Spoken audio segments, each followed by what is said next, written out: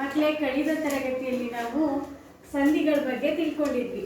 ಸಂಧಿ ಅಂದ್ರೆ ಏನು, ಸಂಧಿಗಳಲ್ಲಿ ಎಷ್ಟು ವಿಧ, ಅವು ಯಾವ್ಯಾವುದು, ಹೌದಲ್ವಾ ಮಕ್ಕಳ? ಅದ್ರ ಬಗ್ಗೆ ಎಲ್ಲ ಚೆನ್ನಾಗಿ ಅರ್ಥ ಆಗಿದೆ ತಾನೆ? ಇವತ್ತು ನಾವು ಅದ್ರ ಬಗ್ಗೆ ಅಭ್ಯಾಸ ಮಾಡ್ತಾ ಹೋಗೋಣ. ಇಲ್ಲಿ ಕೆಲವು ಪದಗಳನ್ನ ಬರ್ದಿದ್ದೀನಿ, ಅದನ್ನ ಬಿಡಿಸಿ ಬರೆದು ಅದು ಯಾವ ಸಂಧಿ ಅಂತ ಹೇಳಬೇಕು. ಯಾರು ಮಾಡ್ತೀರಾ ಮಕ್ಕಳ? ಮಾಡ್ತೀಯಪ್ಪ?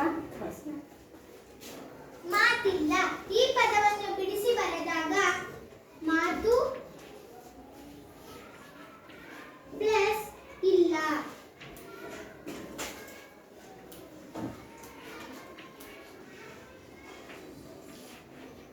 ಮಾತಿಲ್ಲ. ಇದು ಪೂರ್ವ ಪದ, ಇದು ಉತ್ತರ ಪದ. ಇಲ್ಲೆರಡು ಅಕ್ಷರ ಐತೆ, ಇಲ್ಲೆರಡು ಅಕ್ಷರ ಐತೆ. ಒಟ್ಟು ಇಲ್ಲಿ 4 ಅಕ್ಷರ ಐತೆ. ಕೂಡಿಸಿ ಬರೆದಾಗ ಇಲ್ಲಿ 3 ಅಕ್ಷರ ಬಂದೈತೆ, ಒಂದು ಅಕ್ಷರ ಇಲ್ಲಿ ಬಿಟ್ಟೋಗೈತೆ. ಸಂಧಿ ಕಾರ್ಯ ಮಾಡಬೇಕಾದ್ರೆ ಒಂದು ಅಕ್ಷರ ಬಿಟ್ಟೋದ್ರೆ ಇದನ್ನ ಲೋಪ ಸಂಧಿ ಎನ್ನುತ್ತಾರೆ. ಲೋಪ ಸಂಧಿ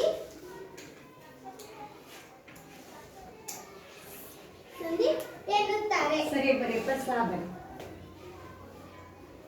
ಸಾ ಸರಿ ಕೊಟ್ಬಿಡ್ತಾನೆ.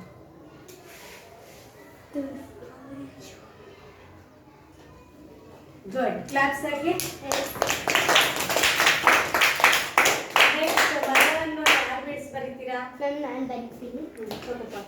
ಮರವನ್ನು, ಈ ಪದವನ್ನು ಬಿಡಿಸಿ ಬರೆದಾಗ ಮರ ಪ್ಲಸ್ ಒಂದು. ಪುಟ್ಟ ಸರಿಯಾಗಿ ನೋಡು. ಒಂದು ಅರ್ಥ ಕೆಡ್ದಂಗೆ ಬಿಡಿಸ್ಬೇಕಲ್ವಾ ಮಕ್ಕಳ? ಮರ ಪ್ಲಸ್ ಅನ್ನು.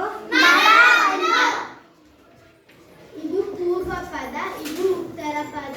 ಸಂಧಿ ಕಾರ್ಯದಲ್ಲಿ ಇಲ್ಲಿ ಆ ಬದಲಿಗೆ ವ ಬಂದಿರುವುದರಿಂದ ವ ಹೊಸದಾಗಿ ಆಗಮಿಸಿದೆ. ಆದ್ದರಿಂದ ಇದನ್ನು ಆಗಮ ಸಂಧಿ ಎನ್ನುವರು. ಇದು ಯಾವ ಸಂಧಿ ಮಕ್ಕಳ?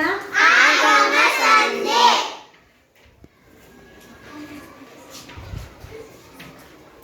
ಸಂಧಿಗಳಲ್ಲಿ ಯಾ ಅಥವಾ ವಾ ಬಂದರೆ ಅದನ್ನು ವಕಾರಾಗಮ ಹಾಗೂ ಯಕಾರಾಗಮ ಸಂಧಿ ಎನ್ನುವರು.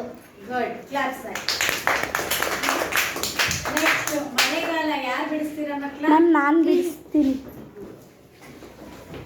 ಮಳೆಗಾಲ, ಈ ಪದ ಬಿಡಿಸಿ ಬರೆದಾಗ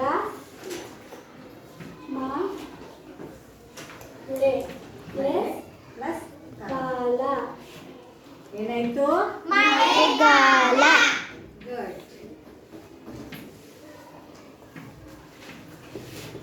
ಇದು ಪೂರ್ವ ಪದ, ಇದು ಉತ್ತರ ಪದ.